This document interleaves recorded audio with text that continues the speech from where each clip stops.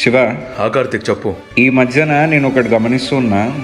అసలు ఎంత కష్టపడ్డా త్వరగా ఫలితం అనేది ఉండట్లే.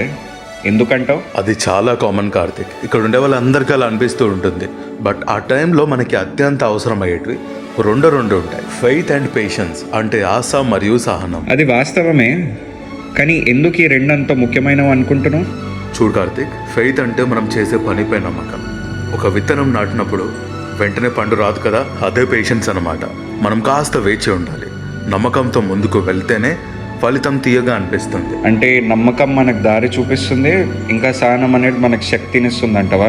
Yes Karthik, your understanding is absolutely correct. నమ్మకం లేకపోతే ప్రయత్నం ఆగిపోతుంది. సహనం లేకుంటే మధ్యలో వదిలేస్తాం. ఫెయిత్ అండ్ పేషెన్స్ రెండు కలిస్తేనే మన లక్ష్యం చేరుకోవడానికి ఛాన్సెస్ ఎక్కువగా ఉంటాయి. సూపర్ శివ.